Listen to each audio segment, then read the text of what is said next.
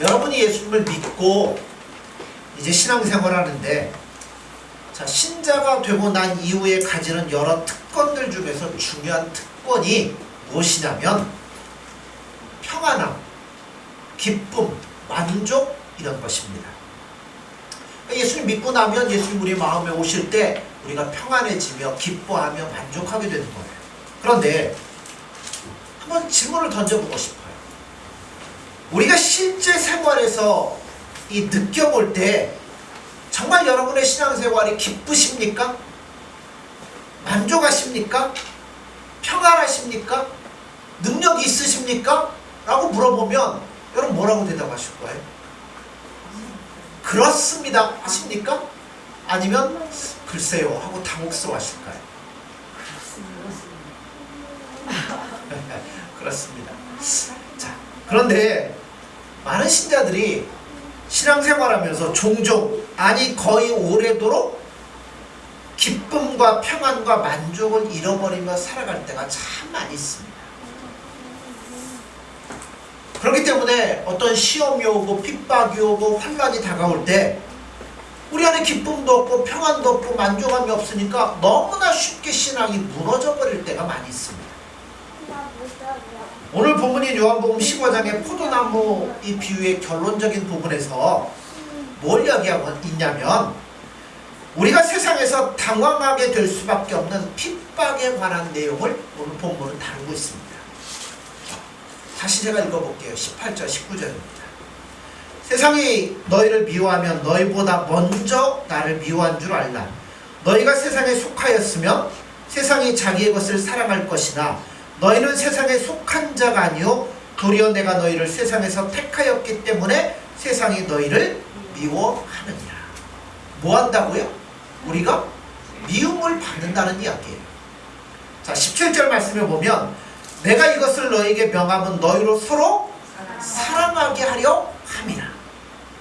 자, 이 이야기 다음에 나오는 말인데요. 그러므로 신자의 신앙생활이라는 것은 다른 말로 얘기하면 우리 안에 잘못된 습관, 생각, 모든 것들을 버리고 새롭게 나를 고쳐나가는 겁니다. 자, 포도나무에 있어서 제일 중요한 의미는 뭘까요? 그럼 누구 안에? 예수님 안에. 그러므로 포도나무의 중요한 의미는 내가 예수님 안에 거하고 예수님과 내가 하나가 되어 연합되어서 예수님이 기뻐하는 뜻대로 사는 것, 거기에 포도나무의 비중이 있습니다. 자, 그리고 주님 안에 살 때 민둥민둥 살아야 돼요? 대면대면해야 돼요? 어떻게 해야 돼요? 그렇죠. 사랑으로 인격적이고 영적인 교제를 나누며 살아가는 거예요. 안 그러면 어떻게 우리가 하나 되어서 같이 동행할 수 있나요? 마음이 맞아야죠. 그렇죠? 생각이 맞아야죠. 또 행동하는 모든 것들이 맞아야 동행을 하지, 이게 맞지 않냐면 동행을 할 수가 없어요. 자, 그러므로 이 말은 다른 말로 얘기하면 여러분 우리가 예수님과 인격적인 교제를 나누면 우리가 뭐가 돼야 돼요? 먼저 깨끗해져야죠. 죄악들을 멀리하고 이것으로부터 벗어나서 더러움에서 깨끗하게 될 때 예수님과 온전하게 교제할 만한 수준으로 바꿔지는 거예요. 자, 다시 요한복음으로 가보죠. 요한복음 15장 9절에서 12절 보시죠. 교독합니다.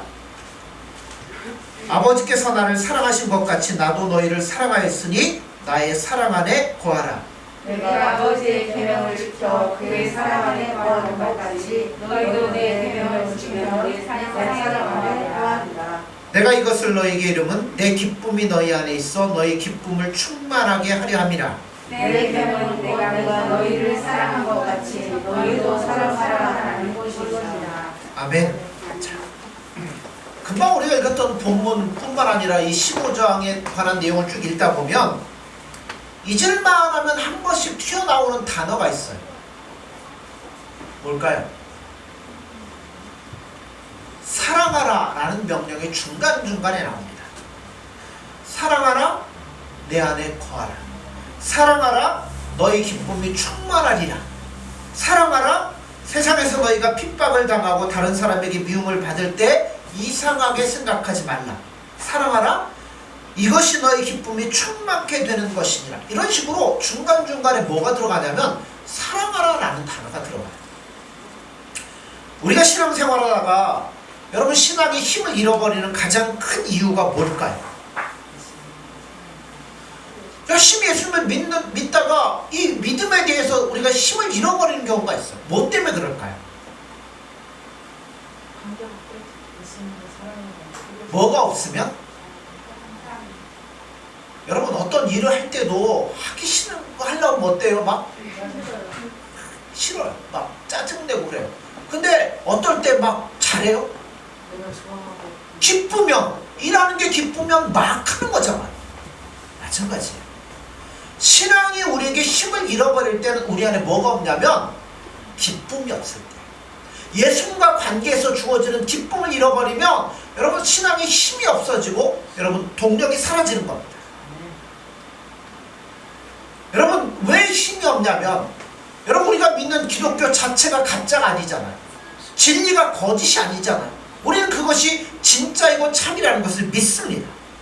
그런데 문제는 뭐냐면 왜 기쁨이 우리 안에 사라질까요? 예수님과 온전한 소통이 걸려갖고 세상에 저항을 못하고. 제일 중요한 거는 시각이 예수님께로 고정되면 기쁨이 있어요. 만족이 있어요. 평안이 있어요. 근데 이 시각이 어디로 가면? 세상으로 가면 기쁨이 사라져요. 왜 우리가 기쁨을 잃어버리냐? 내가 믿고 있는 예수님이 옳은 것이고 바른 것임에도 불구하고 그걸 가지고 세상에 딱 비춰보니까 뭐 하는 거예요? 그렇죠. 여러분 보세요. 예수님 참이고 진리인데 왜 그 사실을 그 사실대로 우리 신앙에 적용하며 살지 못하느냐? 이게 참 심각한 질문이죠. 믿는 것이 진리인데 왜 살아갈 때는 그걸 여러분의 삶에 적용을 못 시킵니까? 라고 물어보면 대답을 잘 못해요. 그리고 스스로도 이 질문을 스스로 안 물어봐요. 왜냐하면 그렇게 따지고 물어봤자 뭐 할 거예요? 그렇게 안 살 것이기 때문에 그래요. 이렇게 살면 분명히 이 복이 있고 모든 것이 있다라는 진리를 들어도 세상을 살아갈 때는 그렇게 살고 싶지 않다고 생각하는 성도들이 참 많다는 거예요. 그러니까 스스로 질문을 안 던져요. 왜 예수님을 믿는 게 그렇게 좋고 그 안에 기쁨이 있고 만족이 있고 평안함이 있는데도 불구하고 그 좋은 대로 살려고 안 할까요? 그러려면 한 가지가 먼저 나와요. 그렇게 예수님만 보며 살아가려면 나머지는 뭐 해야 돼요? 정우가 뭐라고 그랬어요? 포기한다고 그랬죠. 제가 잘못 들었나요? 그렇게 살려고 하면 우선 내가 가지고 있는 생각들을 다 뒤집어 엎고 말씀 앞에 항복하는 게 있어야 된다는 거예요. 한마디로 그 신앙에 나의 모든 것들을 걸고 모험하는 것처럼 나가야 되는데 그러기에는 우리 신앙이 미흡하니까 예수님이 중요하다는 것도 알고 예수님의 사랑 안에 거해야 된다는 것도 아는데도 불구하고 그렇게 살지를 못하고 있는 거예요. 신앙생활하다가 당황하고 힘을 잃어버린 이유가 무엇이냐면 이런 것도 있어요.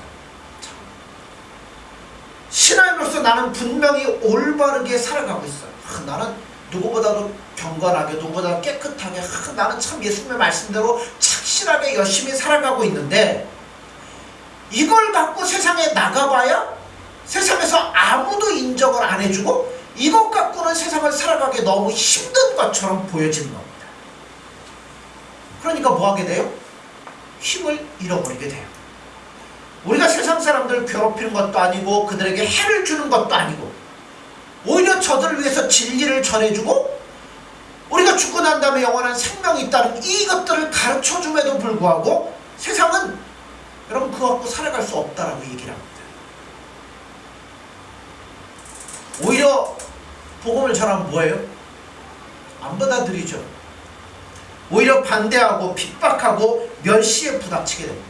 그러니까 내가 이 진리를 갖고 있음에도 불구하고 이거 갖고 세상에 살아보려고 하니까 안 되더라는 거죠.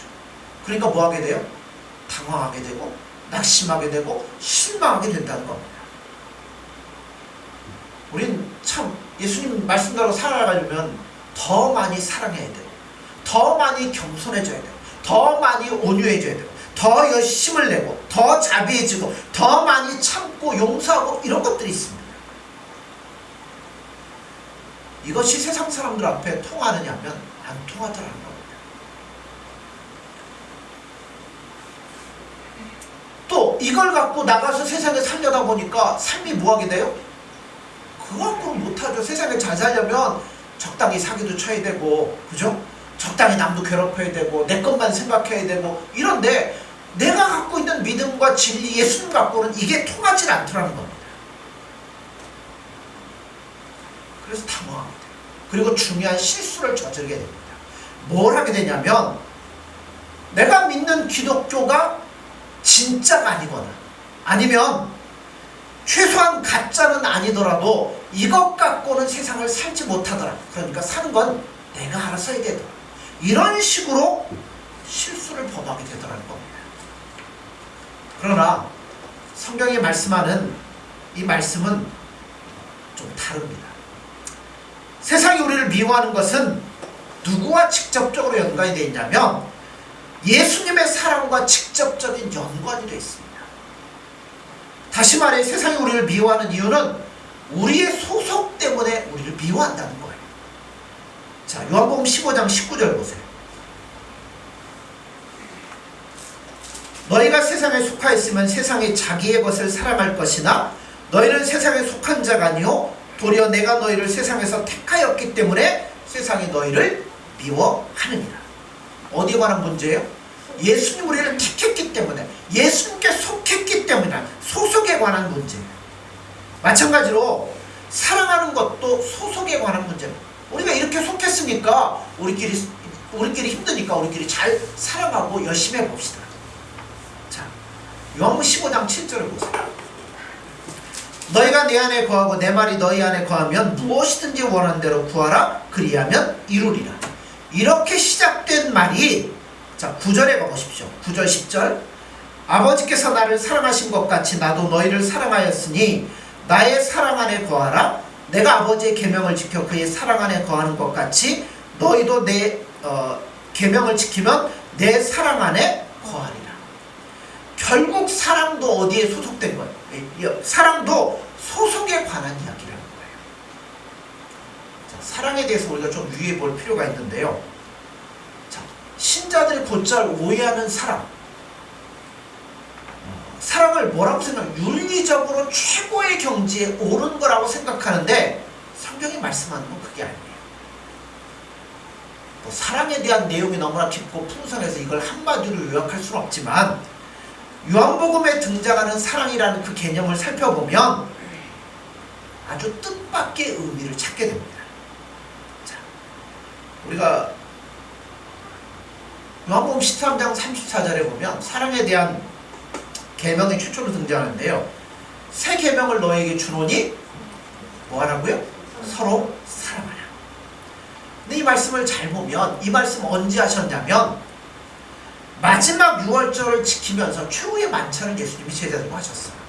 그때 가룟 유다가 자기를 팔 것이라는 것을 넌지시 예수님 말씀을 하시고 이제 인자가 고난을 당할 것을 또한 말씀하셨어요. 그러자 유다가 뭐예요? 슬그머니 예수님을 팔려고 나갔습니다.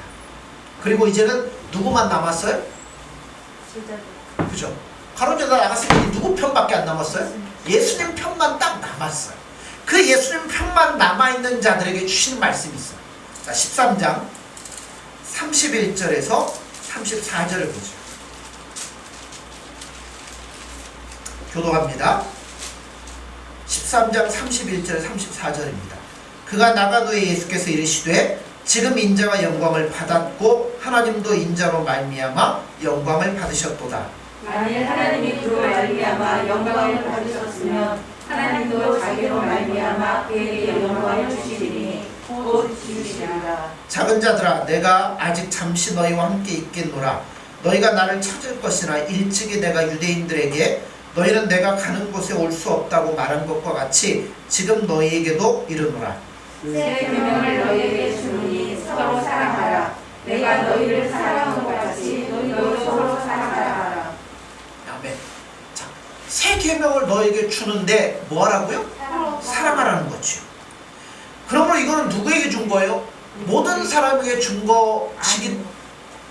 것이라기보다는 예수님께 속한 예수님의 편들에게 준 거라는 거예요. 즉 능력과 자격에 관한 이야기는 내가 누구에게 속해 있느냐에 관한 이야기입니다. 그래서 예수님 뭐라고 그래? 내가 너희를 사랑한 것 같이 너희도 서로 사랑하라 연결이 되는 거예요.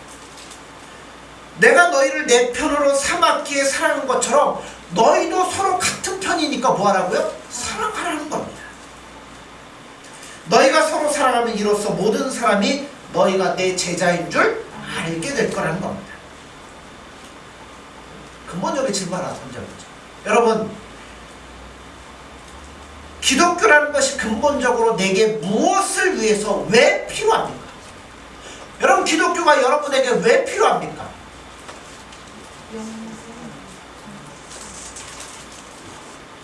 뭐 때문에 필요해요? 예수님이 여러분에게 왜 필요합니까? 무엇을 위해서?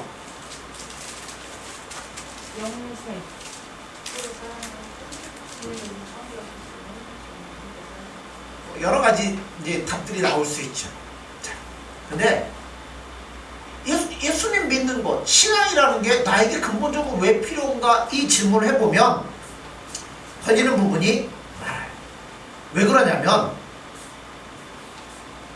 예수님이 나에게 주시는 그런 것들, 하나님이 나에게 주시는 어떤 능력들, 힘들, 이런 것들을 가지고 어디에 써먹으려고요?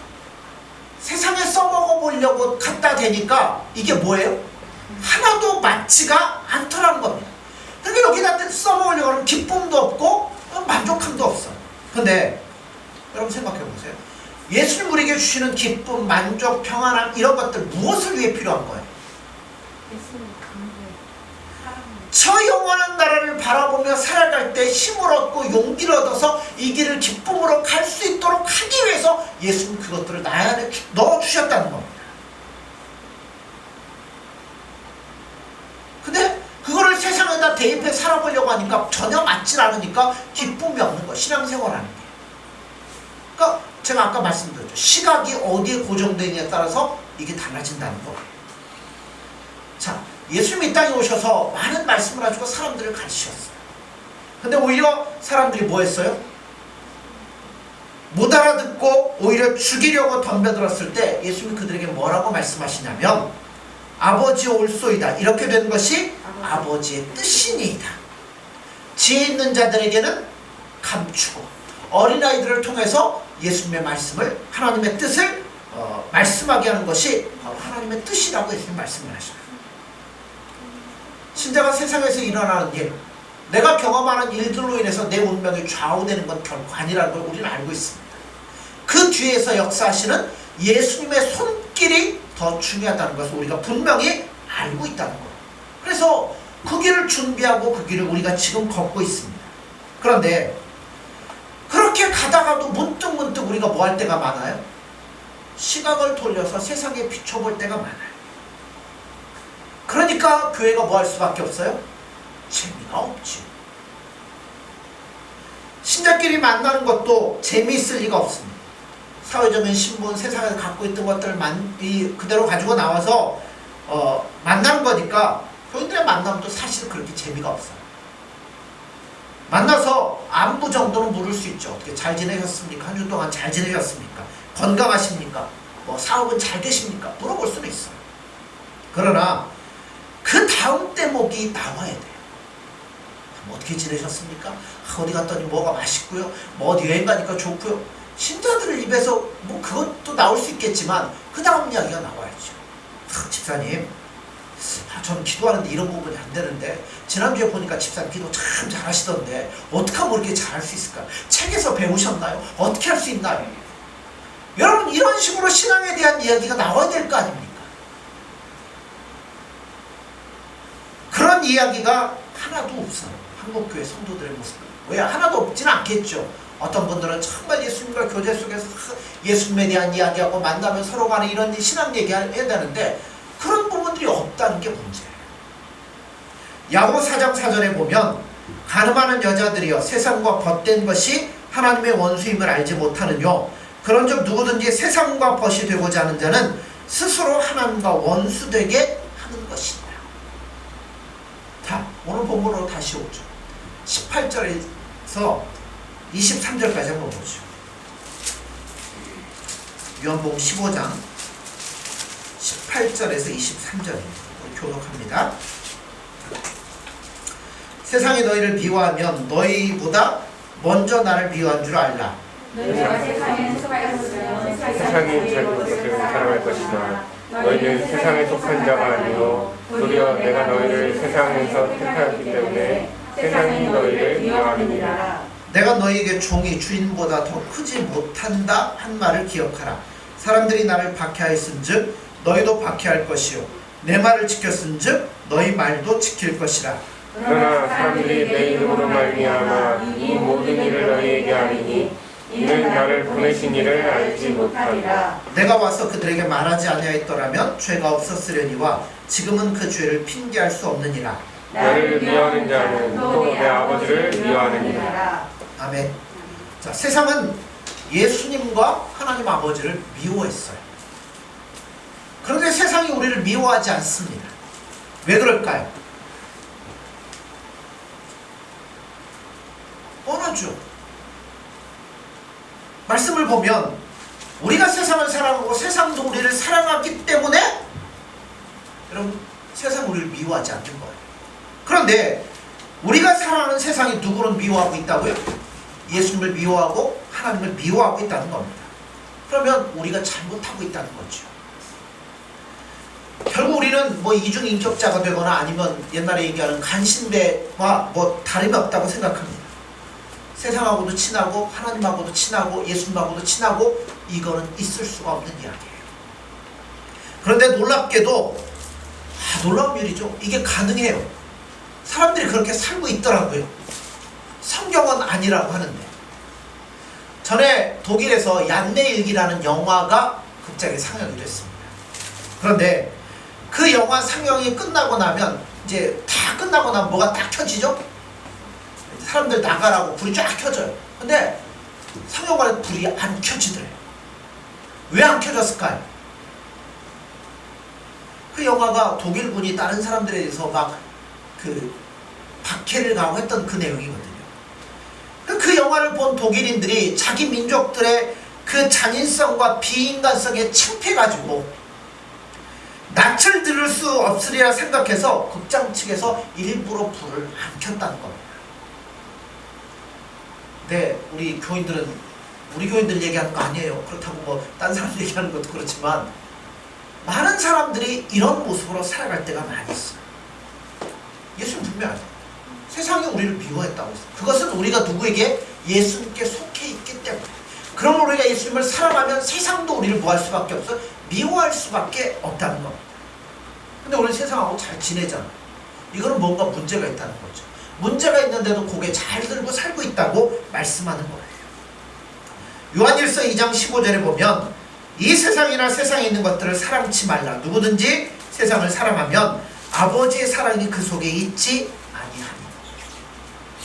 이거 좀 무겁죠? 여러분, 예수님 사랑하십니까? 예수님을 사랑하는 것 때문에 세상의 미움을 받아본 적 있으십니까? 세상이 미워본 적 있습니까? 사람이나 물질이 아니라 죄가 미워본 적 있으십니까? 미워하셔야 돼요. 여러분이 정당하게 살기 때문에 세상은 우리를 미워할 수밖에 없잖아요. 내가 예수님 안에 온전하게 살아가려고 하면 할수록 세상은 나를 더 미워하고 핥히고 싫어하는 것이 마땅하다고 성경은 말씀합니다. 우리가 아무데나 가든지 내가 정말 예수님 사랑하고 가면요, 우리가 가면 거짓말하는 자들이 뭐예요? 찔리고, 사기를 치는 자들이 캥기고, 무정하게 사는 자들이 속이 불편한 존재로 우리가 서야 돼요. 여러분, 꼭 기도를 해야만 신자이고 찬송을 불러야만 신자인 것이 나타나는 건 아니에요. 가만히 있어도 여러분 예수님 사랑하고 예수님이 기뻐하는 뜻대로 살아가려고 하면, 그래서 성경은 우리 보고 뭐라고? 너희는 세상의 빛이요 소금이라고 말씀하잖아요. 우리가 뭔가를 막 안 해도 예수님 안에 온전히 거하고 사랑하고 예수님 주시는 인격으로 충만해지기 시작하면 우리를 보는 사람들이 답답할 수밖에 없는 거고요. 우리를 볼 때 그래서 뭐 할 수밖에 없어요? 우리의 삶이 그들을 정죄하게 되니까 그들은 우리를 뭐 할 수밖에 없는, 미워할 수밖에 없다고 성경은 말합니다. 우리가 그렇게 살고 있느냐는 거죠. 저를 비롯해 우리 모두가 부족할 수밖에 없는데요. 오늘날 처해 있는 환경이나 조건이나 명예나 지위의 부의 차이나 그 어떤 것도 내가 지금 신앙생활을 이 정도밖에 못한다는 것 핑계가 될 수는 없습니다. 나는 이게 없어서 안 되고 나는 이게 부족해서 안 되고. 여러분 그거 핑계 될 거리가 아니에요. 나의 신앙생활은 전적으로 누구의 책임이냐면 내 책임인 거예요. 내가 신앙이 노약하다고 뭐 때문에요? 난 이것 때문에 핑계를 댈 이유가 없다는 거죠. 전적으로 우리가 예수님 사랑하는 문제에 있어서, 예수님만 바라보는 문제에 있어서 어린애이고 미련하고 악한 종이기 때문에 이런 문제가 발생할 수 있는 겁니다. 애쓰고 힘쓰셔야 돼요. 여러분 은행에다가 돈을 많이 이렇게 넣어놓으면 얼마 지나면 뭐가 붙죠? 이자가 붙잖아요. 신앙생활도 그냥 왔다 갔다 하면서 이제 교회만 다니면 이자가 붙어갖고 나중에 믿음이 좋아집니까? 절대 아니에요. 신앙과 사랑은 연수만 채우는 것으로는 늘지 않습니다.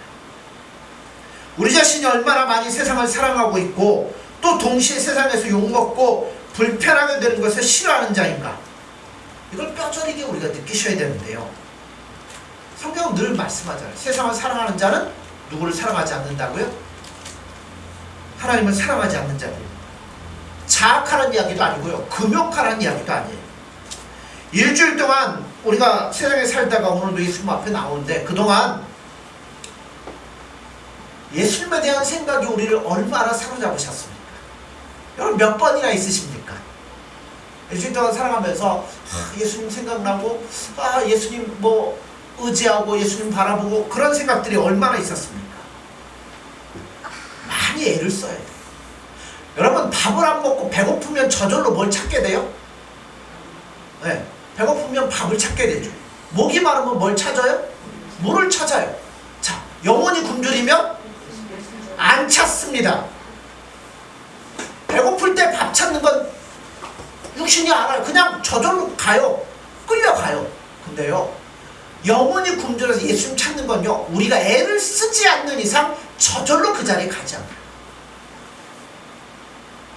왜냐하면 우린 이미 죄악 가운데 사망한 자들이라고 하죠.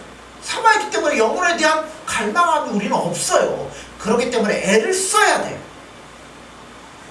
노력이 경주돼야 돼요. 예수님을 사랑하는 법을 알고 사랑하는 마음을 만들어 달라고 예수님 앞에 몸부림치시며 기도하셔야 돼요. 매달리셔야 돼요. 예수님 문득문득 우리 마음에 깨닫게 해주실 때는 뭐 해야 돼요? 그 깨닫고 깨끗이 마음을 청소하시고 예수님 앞에 나아가야 돼요. 늘 예수님 앞에 나갈 때 그래요. 예수님, 나는 왜 이 모양 이 꼴입니까? 나를 불쌍히 여겨 주옵소서. 간섭하여 주세요. 예수님, 나를 내버려 두지 마세요. 나를 꼭 붙잡아 주세요.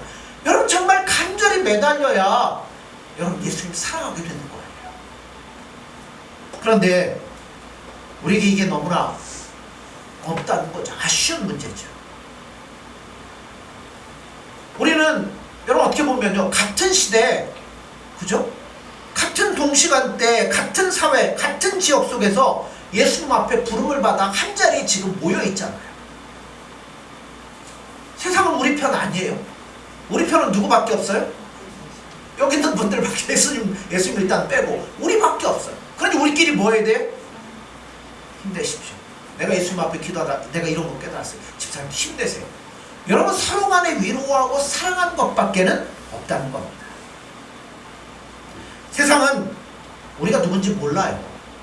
그러니 맨 뭐 기독교 어떤 조그만 일들만 있어도 세상은 벌떼같이 달려들어가지고 욕하고 헐뜯고 물어뜯습니다. 그거 보면 가슴 참 답답할 때가 많죠.